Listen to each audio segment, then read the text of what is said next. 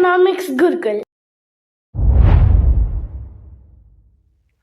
Hi everyone, இன்னைக்கு நாம பார்க்க போற டாபிக் இன்வெஸ்ட்மெண்ட்னா என்ன, அதோடைய வகைகள்னா என்னென்ன, நெட் இன்டைரக்ட் டேக்ஸ்னா என்ன, இன்டைரக்ட் டேக்ஸ்னா என்ன, சப்சிடிஸ்னா என்ன அப்படின்றது தான் இந்த வீடியோவில் நம்ம பார்க்க போகிறோம். ஃபர்ஸ்ட் நம்ம என்ன பார்க்க போகிறோம் அப்படின்னு பார்த்தீங்கன்னா, இன்வெஸ்ட்மெண்ட்னா என்ன அப்படின்றத நம்ம பார்க்க போகிறோம். இன்வெஸ்ட்மெண்ட்ன்றது என்னன்னா, addition to the capital stock of an economy. ஒரு பொருளாதாரத்தில், அது ஒரு நாட்டுடைய பொருளாதாரத்தில் மூலதன சொத்தோடைய அளவை அதிகரிக்கிறதுக்கு பேர் தான் இன்வெஸ்ட்மெண்ட் அப்படின்னு நம்ம சொல்கிறோம் தமிழில். அப்படின்னா என்ன இருக்கு, ஒரு நாட்டில் வந்து பார்த்தீங்கன்னா ஒரு 1000 மிஷின் இருக்குது, அதுதான் வந்து பார்த்தீங்கன்னா கேபிட்டல் ஸ்டாக் அப்படின்னு நம்ம சொல்கிறோம். புதுசாக வந்து ஒரு 100 மிஷின் வாங்குறாங்க. இப்போ என்ன இருக்குது அப்படின்னா, ஏற்கனவே 1000 மிஷின் இருக்குது, இப்போ புதுசாக வந்து பார்த்தீங்கன்னா 100 மிஷின் ஆட் ஆகிருக்கு, அதுதான் addition to the capital stock அப்படின்னு நம்ம சொல்கிறோம். இல்லைனா increase in the capital stock, capital ஸ்டாக்கில் இன்க்ரீஸ் ஆகிறது, இதை தான் நாம் இன்வெஸ்ட்மெண்ட் அப்படின்னு நம்ம சொல்கிறோம். So addition to the capital stock of an economy. சரி, இது எந்தெந்த வகையில் நடக்குது அப்படின்னு பார்த்தீங்கன்னா, for example purchasing of machinery, ஒரு நிறைய மிஷினரி நம்ம வாங்குகிறோம், இல்லைனா கன்ஸ்ட்ரக்ஷன் ஆஃப் பில்டிங் அப்படின்னு நம்ம சொல்கிறோம். இதெல்லாம் வந்து நம்ம இன்வெஸ்ட்மெண்ட்டில் சொல்கிறோம். இந்த இன்வெஸ்ட்மெண்ட்டோடைய வகைகள்லாம் என்னென்ன அப்படின்னு பார்த்தீங்கன்னா, 2 முக்கியமான வகைகள் இருக்குது. ஒன்று கிராஸ் இன்வெஸ்ட்மெண்ட்டு, இன்னொன்று நெட் இன்வெஸ்ட்மெண்ட்டு. சரி, கிராஸ் இன்வெஸ்ட்மெண்ட்டுன்னு என்ன, மொத்த முதலீடு, அதை தான் நம்ம கிராஸ் இன்வெஸ்ட்மெண்ட்டுன்னு சொல்கிறோம். நெட் இன்வெஸ்ட்மெண்ட்டு அப்படின்னா நிகர முதலீடு அப்படின்னு நம்ம சொல்கிறோம். எப்போதுமே வந்து மொத்த முதலீடுன்றது பெரிய கான்செப்ட், நிகர முதலீடுன்றது அதை விட சின்ன கான்செப்ட், அதாவது சின்ன விஷயம். சரி, இப்போ ஃபர்ஸ்ட் நம்ம கிராஸ் இன்வெஸ்ட்மெண்ட்னா என்ன அப்படின்றத பார்க்கலாம். Addition to the stock of capital before making allowances for subsidy depreciation அப்படின்னு நம்ம சொல்கிறோம். Addition to the stock of capital, இங்கேயும் நம்ம என்ன பண்ணுறோம், நம்ம நாட்டில் இருக்கக்கூடிய மூலதன சொத்தோட அளவை அதிகரிக்கிறோம், அதான் addition to the stock of capital.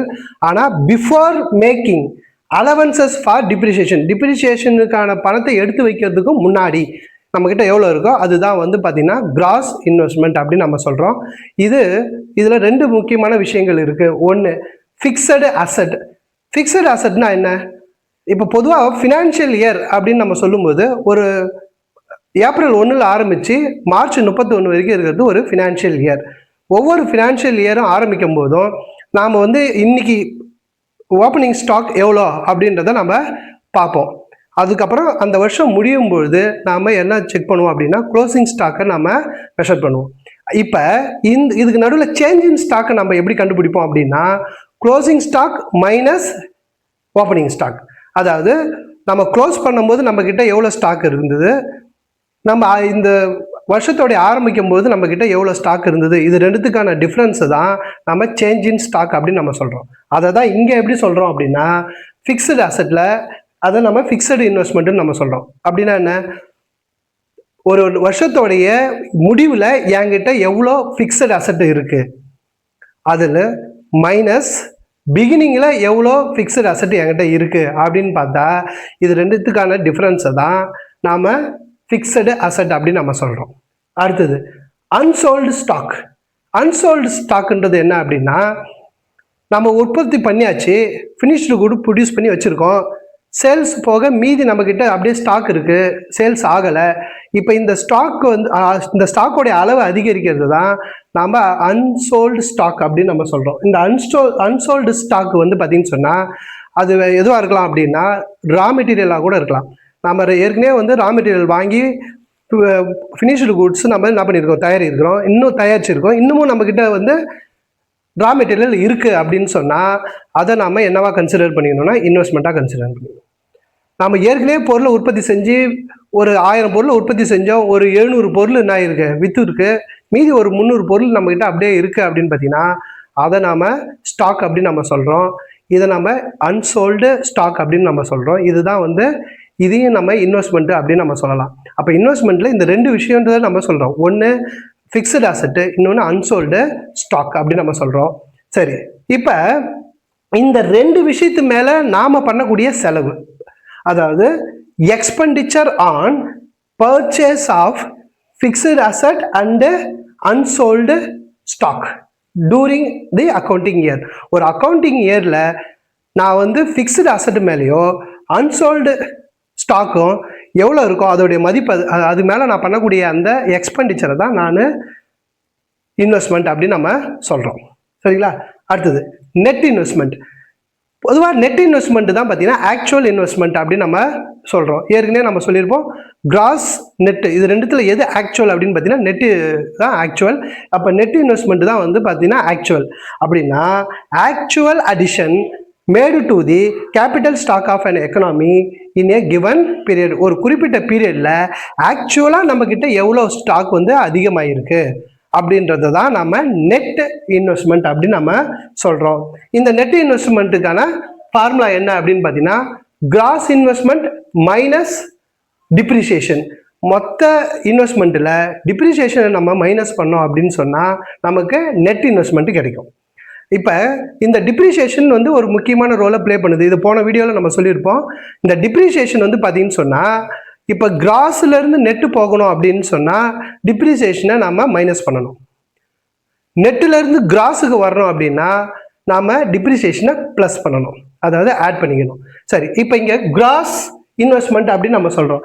அப்போ கிராஸ் இன்வெஸ்ட்மெண்ட்னா எது? Cross investment equal to net investment plus depreciation அப்படின்னு நம்ம சொல்லலாம். அப்போ நெட் இன்வெஸ்ட்மெண்ட்டுக்கு நம்ம என்ன சொல்கிறோம் அப்படின்னா கிராஸ் இன்வெஸ்ட்மெண்ட் மைனஸ் டிப்ரிசியேஷன். அப்படின்னா நம்மளுக்கு என்ன புரியுது? இப்போ நெட்டிலேருந்து கிராஸுக்கு போகணும். கிராஸ் வந்து பெருசு, நெட்டு வந்து சின்னது. நெட்டிலேருந்து நம்ம கிராஸுக்கு போகணும்னா டிப்ரிசியேஷனை ப்ளஸ் பண்ணணும். கிராஸ்லேருந்து நெட்டுக்கு வரணும் அப்படின்னா டிப்ரிசியேஷனை நம்ம மைனஸ் பண்ணணும் அப்படின்னு சொல்கிறோம். இப்போ நெட் இன்வெஸ்ட்மெண்ட்டை கண்டுபிடிக்கணும்னா இதுதான் ஃபார்முலா.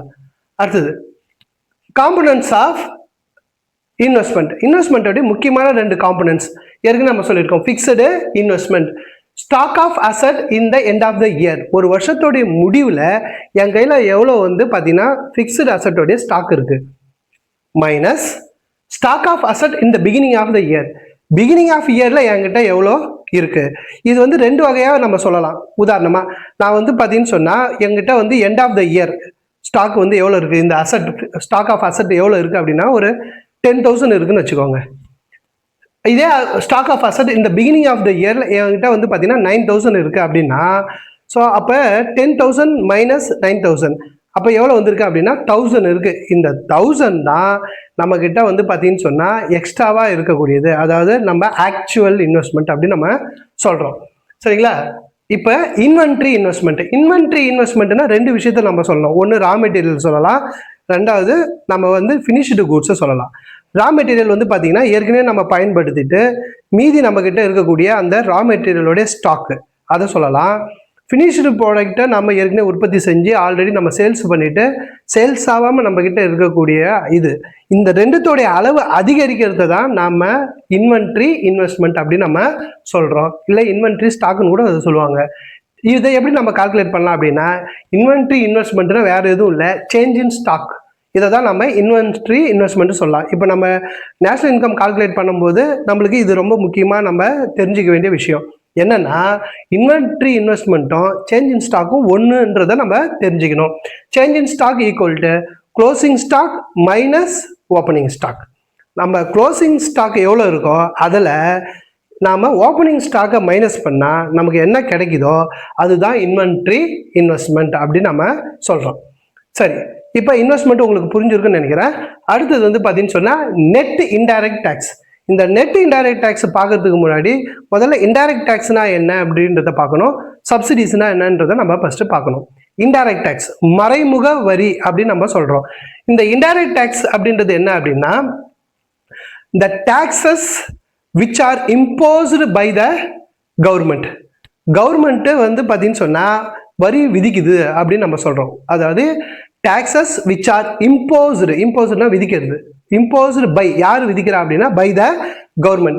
சரி, எது மேலே விதிக்கிறாங்க அப்படின்னா on purchase and sale of goods and services. நம்ம goods and services பர்ச்சேஸ் பண்ணுறோம் இல்லைனா சேல்ஸ் பண்ணுறோம் அப்படின்னா இதன் மேலே விதிக்கக்கூடிய அந்த வரி தான் நம்மளுக்கு இன்டைரக்ட் டேக்ஸ் அப்படின்னு நம்ம சொல்கிறோம்.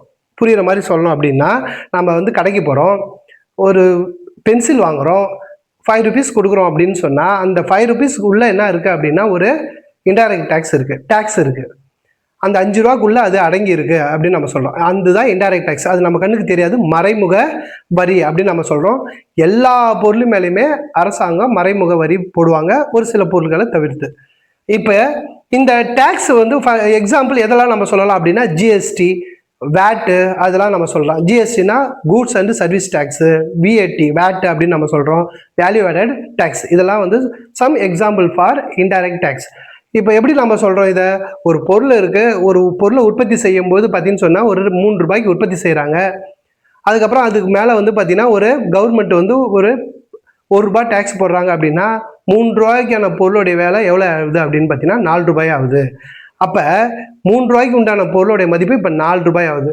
இப்போ இதை அந்த டேக்ஸ் அதிகரிச்சா விலை வந்து அதிகரிக்கும், டேக்ஸை குறைச்சா விலை வந்து குறையும். If indirect tax increases, price will also increase. If indirect tax decreases, price will also decreases அப்படின்னு நம்ம சொல்கிறோம். சரி, இப்போ விலை அதிகமாக இருக்குது, இப்போ மக்களால் என்ன பண்ண முடியல அப்படின்னா அந்த பொருளை வாங்க முடியல அப்படின்னா கவர்மெண்ட்டு அதுக்கு என்ன கொடுக்குது அப்படின்னா சப்சிடிஸ் கொடுக்குறாங்க. அதாவது மானியம், 2 வகையில் மானியம் வந்து கவர்மெண்ட்டு கொடுக்கும். ஸோ மானியம்னா என்ன, சப்சிடினா என்னன்றதை நம்ம தெரிஞ்சுக்கிறோம். Subsidy it's an economic or financial assistant by the government.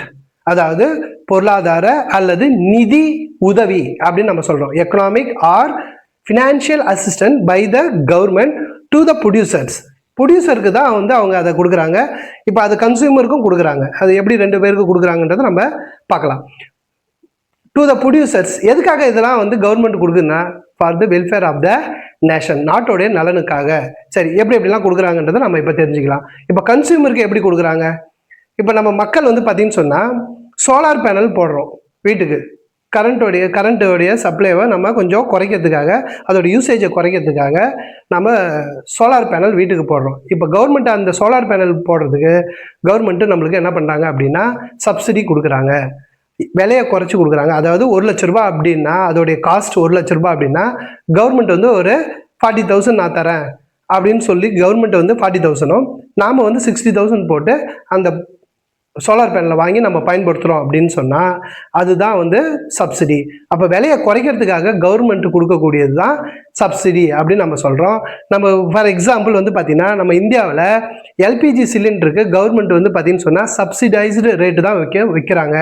அதாவது அந்த பொருளுடைய உண்மையான விலை அதிகமாக இருக்கும், மக்களால் அதை வாங்க முடியாது அப்படின்னு சொல்லி விலையை குறைக்கிறதுக்காக கவர்மெண்ட் அந்த பொருளுக்கான சப்சிடியை வந்து கவர்மெண்ட் கொடுக்குது அப்படின்னு நம்ம சொல்கிறோம். அப்போ நம்ம சப்சிடைஸ்டு ரேட்டில் தான் அந்த சிலிண்டரை நம்ம என்ன பண்ணுறோம், வாங்குகிறோம் அப்படின்னு நம்ம சொல்கிறோம். இது கன்சியூமருக்கு இதை எதுக்காக இது கொடுக்குறாங்க அப்படின்னா ஒன்று ஒரு பொருளுடைய விலையை குறைக்கிறதுக்காகவும் கவர்மெண்ட் கொடுக்கும், இல்லைனா ஒரு புது டெக்னாலஜியை பயன்படுத்துறதுக்காக கவர்மெண்ட் என்ன பண்ணும் அப்படின்னா கொடுக்கும். ஃபார் எக்ஸாம்பிள் இப்போ சோலார் பேனலுக்கு அவங்க கொடுக்கக்கூடியது வந்து பார்த்தீங்கன்னு சொன்னால் ஒரு நியூ டெக்னாலஜியை மக்கள் பயன்படுத்தணும் அப்படின்றதுக்காக கொடுக்குறாங்க.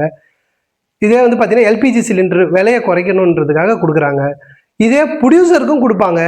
ப்ரொடியூசர் வந்து சில பொருளை தயாரிக்கிறதுக்கு தயங்குவார், அப்போ அது கவர்மெண்ட் என்ன பண்ணும் அப்படின்னா அவருக்கு சப்சிடி கொடுக்கும். ஃபார் எக்ஸாம்பிள் வந்து பார்த்தீங்கன்னா விவசாயிகளுக்கு உரத்தை வந்து கவர்மெண்ட் வந்து சப்சிடி ரேட்டில் கொடுக்குறாங்க, அதாவது மானிய விலையில் கொடுக்குறாங்க. அப்படின்னா என்ன, விலை அதிகமாக இல்லாமல் விலையை குறைக்கிறதுக்காக கவர்மெண்ட் எடுக்கக்கூடிய நடவடிக்கைகளில் இது ஒன்று.